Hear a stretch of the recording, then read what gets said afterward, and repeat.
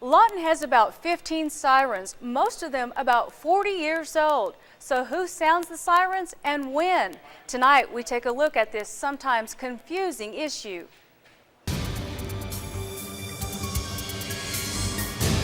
Five, 6, 7, 8. We see a lot of this activity this time of year. Kids playing in the yard, down the street, adults working in the yard. That's the target audience for the sirens.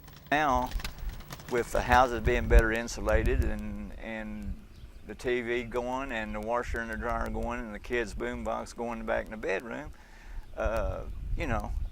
it's not going to let anybody at 2 or 3 blocks away hear them.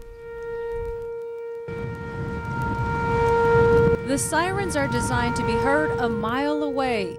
But in stormy conditions, the noise from hail and wind can make it hard to hear them from more than 2 blocks away.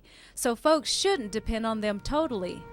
But the end result is you and looking out for yourself. We should be a great guidance, and we should be something that you listen to. But just because we haven't come on the air yet with a tornado warning and there's one right down the street doesn't mean that you shouldn't do something about it. The county and city's emergency management director is the person who is allowed to sound Lawton sirens. And the only times Richard Atkins can sound the system is when a tornado has been spotted in the Lawton area, or if wind speeds reach a threshold of 70 miles an hour. That threshold was inspired by the Memorial Day windstorm 2 years ago. Pecan Valley took hits of more than 100 miles per hour winds, but no sirens were sounded. The county's new policy should prevent a repeat of that. And thanks to today's technology, we can know about the threat of severe weather as much as 3 days in advance. So our weather experts say we should make ourselves aware of the possibility of severe weather early on and then schedule your day around it. For folks who live in apartment complexes and mobile homes, that means knowing where the public shelters are. And they are the only ones who should use a public shelter. People who have homes, that's where they really need to stay, because they're running a bigger risk being caught outside and being caught into the storm or driving into the storm or being involved in an accident, and we don't want that to happen. For example, the shelter at MacArthur High School can hold about 250 people.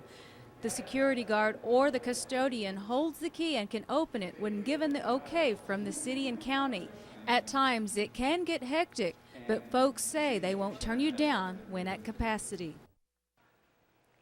There are several other shelter sites in Lawton, and they are located at the Fort Sill Indian School Cafeteria, the Eisenhower Junior High, Galilee Missionary Baptist Church, the Shoemaker Center, and here's 2 other sites, but only during operating hours, at the YMCA and the Armed Forces YMCA. And remember, don't rely on the sirens to warn you. If the wind knocks down power lines, that silences the sirens. And if that happens, city police will patrol the streets and sound their sirens. And for those of you living in an upstairs apartment, make sure you make arrangements with the folks downstairs. Anywhere else is considered unsafe. Back to you.